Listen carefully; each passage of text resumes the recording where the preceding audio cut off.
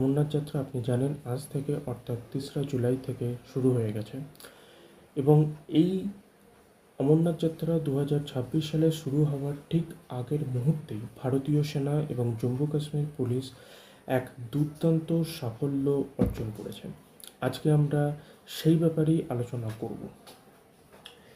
Indian army and জেএনকে police বহুদিন ধরে একটি মাস্টার মাইন্ডকে বলতে পারেন খুঁজে বেড়াচ্ছিল গোটা জম্মু অ্যান্ড কাশ্মীর জুড়ে, পার্টিকুলারলি কাথুয়া ডিস্ট্রিক্টে। তার নাম হচ্ছে হাজি।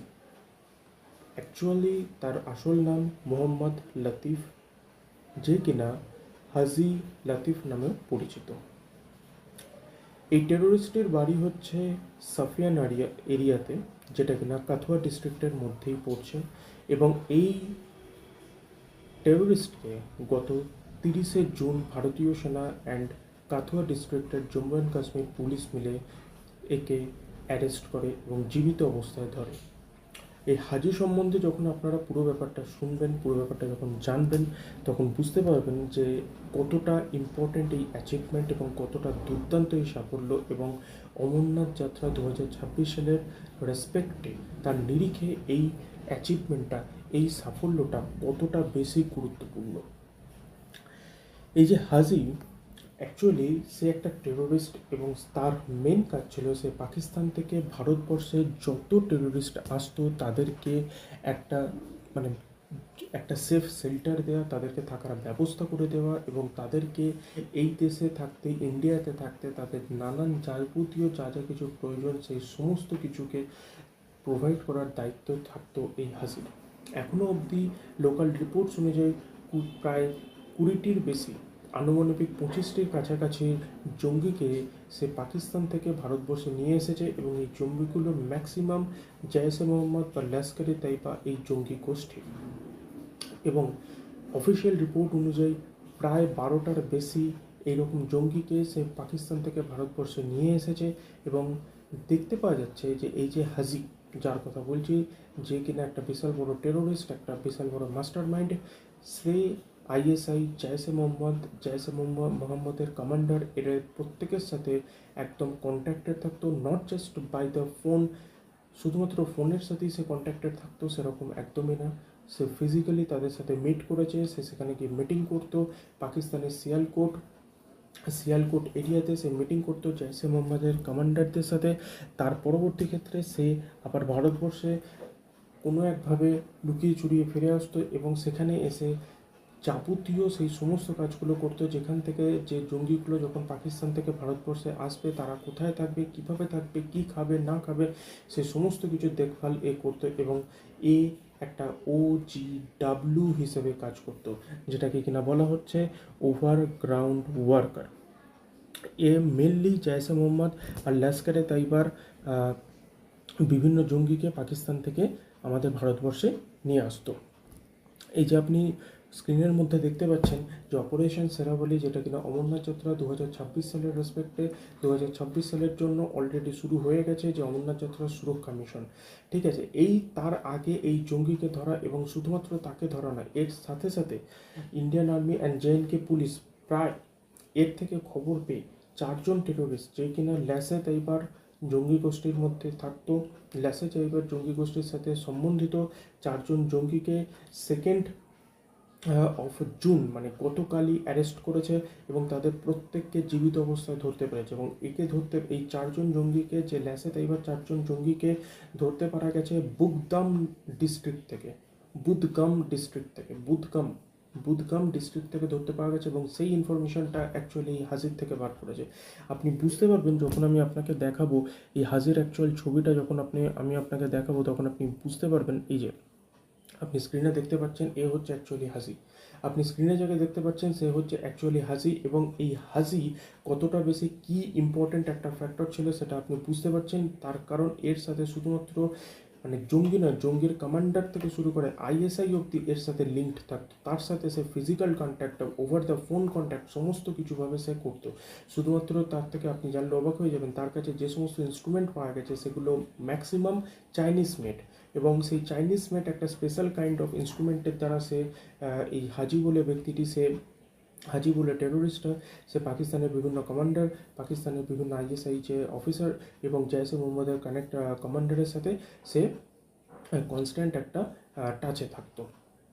এই হাজিকে ধরা পড়েছে 30 তারিখে। এই হাজিকে ধরার পরই তার থেকে খবর নিয়ে ইন্ডিয়ান আর্মি 2 তারিখ রাত্রিবেলাতে, মানে গতকালের কথা বলছি, গতকাল রাত্রে একটা 2 তারিখ মানে সারাদিন ধরে এবং 2 তারিখ রাত্রিবেলাতে আরও 4জন টেরোরিস্টকে ল্যাসে তাইবা যে গ্রুপের যে ল্যাসে তাইবা যে জঙ্গি গোষ্ঠী আছে তার 4জন জঙ্গিকে ধরে। তাকে কোথা থেকে ধরে? তাকে ধরে বুদগাম ডিস্ট্রিক্ট থেকে। এই হাজিকে নিয়ে আরও জানলে আপনি অবাক হয়ে যাবেন। চলুন হাজিকে নিয়ে আরও বেশি জানা যায়।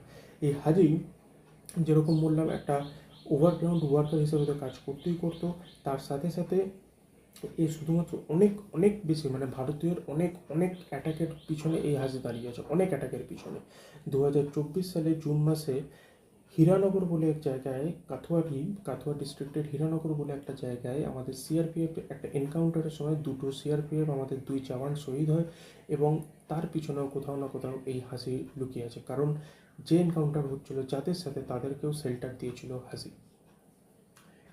ঠিক সেম বছর 2024 সালের 8ই জুলাইয়ে একটা আর্মি ট্রাকের ওপর অ্যাটাক হয়, সেটা ওই কাথুয়ারি কাছাকাছি মাচেদি মালহার বলে জায়গায়, এবং সেখানে আমাদের 5জন জওয়ান মারা যায় এবং এইখানেও হাজির নাম উঠে আসে, এবং বলা হয় যে হাজি কোথাও না কোথাও কিছু না কিছুভাবে একে হেল্প করেছিল।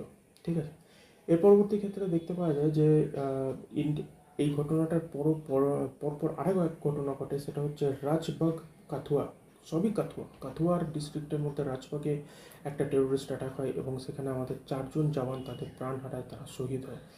সেখানেও এই হাজির নাম উঠে আসে এবং এত কিছুর উপর প্রেক্ষাপটে বেশ করে তখন হাসির যে 3 কন্যা সন্তান আছে এবং তার ওয়াইফকে ডিটেন করে ইন্ডিয়ান আর্মি, এবং সেই ডিটেন করে তাদেরকে জিজ্ঞাসাবাদ করে হাজিরকে অ্যাকচুয়ালি অ্যারেস্ট করা হয়। হাজিকে অ্যারেস্ট করে 30শে জুন, এবং 30শে জুন অ্যারেস্ট করে হাজির থেকে বিভিন্ন রকমভাবে খবর নিয়ে আরও 4জন জঙ্গি, যারা কিনা মোস্ট প্রবাবলি এখনও অবধি সেটা পুরো নিউজ রিপোর্টেড আসেনি, অফিসিয়াল রিপোর্ট নয় এটা, বাট অনুমান করা হচ্ছে তাদের মেন টার্গেট ছিল অমরনাথ যাত্রার ওপর, অমরনাথ যাত্রা 2026-এর ওপর অ্যাটাক করাটা তাদের প্ল্যান ছিল, এবং এই প্ল্যানটা ইন্ডিয়ান আর্মির জন্য ভেস্তে দিয়েছে।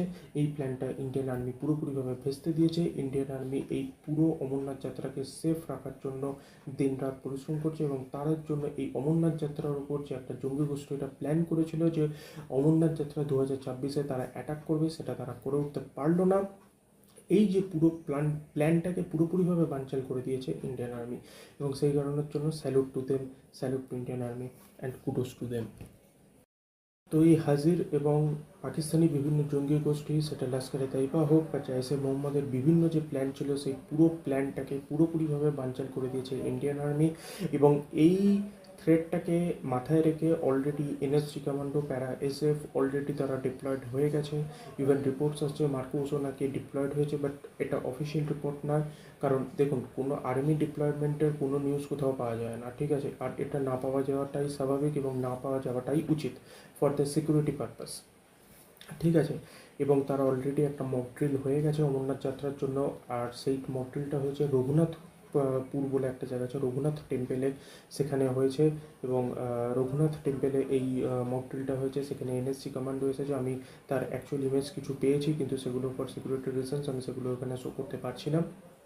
বাট এবছরের অমরনাথ যাত্রা মানে খুব একটা বিশাল বড় একটা থ্রেটের মধ্যে ছিল, বাট ইন্ডিয়ান আর্মির জন্য এই পুরোপুরি প্ল্যানটা বানচাল হয়ে গেছে। এই বছর যে মানে অমরনাথ যাত্রাটা 3রা জুলাই থেকে, অর্থাৎ আজ থেকে শুরু হয়েছে এবং এটা চলবে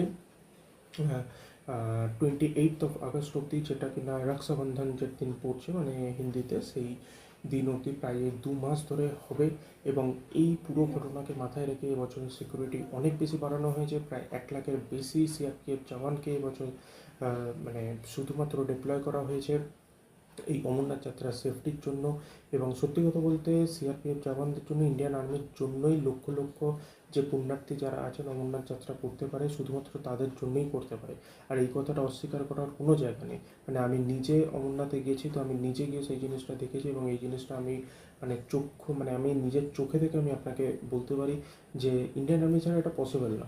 পসিবল না মানে পসিবল না, মানে ওখানে মেরে ফেলবে, মানে এরকম পরিস্থিতি, মানে মেরে ফেলবে। আজকের দিনে দাঁড়িয়েও এত কিছু পর গিয়েও পরিস্থিতি এরকম, মানে আপনি দেখতে পাচ্ছেন তো এই যে হাসি, যাকে আপনি স্ক্রিনে এই চোখের সামনে দেখতে পাচ্ছেন, আপনি এই মানুষটাকে দেখে বুঝতে পারবেন যে এই মানুষটা একটা টেরোরিস্ট। এই মানুষটার ভেতরে ভেতরে এত কিছু চলছে। সে কিনা শুধুমাত্র টেরোরিস্ট না, সে জৈশ-ই মোহাম্মদের কমান্ডারের সাথে পর্যন্ত সে এসে কথা বলেছে। সে সেখানে গিয়ে সিয়ালকোট পাকিস্তান সেখানে অবধি গিয়ে সে এখানে গিয়ে তার সাথে মিটিং করে আইএসআইয়ের চিফেদের সাথে, আইএসআর অফিসারের সাথে মিটিং করে সে এই দেশে এসে বসে আছে। আপনি দেখতে পাচ্ছেন, এই মানুষটাকে দেখে বোঝা যাবে। তো যথারীতি এবছরের থ্রেট অনেক বেশি অমরনাথ যাত্রার প্রতি, সেই কারণের জন্য ড্রোনের উপর সার্ভেলেন্স করা হয়েছে, স্নাইপার ডিপ্লয় করা হয়েছে। আমার কাছে সেই ছবিগুলো আছে। আমি যদি সিকিউরিটি কনসার্নের জন্য আমি সেগুলো এখন দেখাচ্ছি না, কিন্তু আমি অবশ্যই সময়ের সাথে আমি এটা নিয়ে আলাদা ভিডিও বানাবো এবং সেটার উপর ইন্ডিয়ান আর্মি কী কী অপারেশন লঞ্চ করেছে, কোথায় কীভাবে কী হচ্ছে, যতটুকু পাবলিক ডোমেনে দেওয়া উচিত ততটুকুর উপর বেস করেই আমি অথেন্টিক ইনফরমেশান আমি আপনাকে কাছে অবশ্যই শেয়ার করব। বাস এটাই আজকের মতো এইটুকুই খবর যে এই হাজির, যেটা কিনা একটা কি টেরোরিস্ট, একটা খুব ইম্পর্টেন্ট একটা টেরোরিস্ট, খুব মাস্টার মাইন্ড, মানে মারাত্মক, মানে এর পিছনে আইবি মানে মিলিটারি ইন্টেলিজেন্স যতটুকু আমি খবর পাচ্ছি, এরা তো মোর দ্যান 1 ইয়ার, মোর দ্যান 2 ইয়ার ধরে এর পিছনে খুঁজে বেড়াচ্ছিলো। আর এ শুধুমাত্র এখানে নেই, পাকিস্তানেও বহু বছর ধরে গা ঢাকা দিয়েছিল এবং মানে এই হাজিকে ধরা পসিবল হয়েছে এর ওয়াইফ এবং এর 3 কন্যা সন্তানকে যখন ডিটেন করা হয়েছিল মার্চ মাসে, তাদের থেকে বিভিন্ন ইনফরমেশান বার করে। আর দেখুন, মানে তারা মানে মৃত্যুবরণ করতেও রাজি আছে, কিন্তু দেশের স্বার্থে কিছু করতে রাজি না।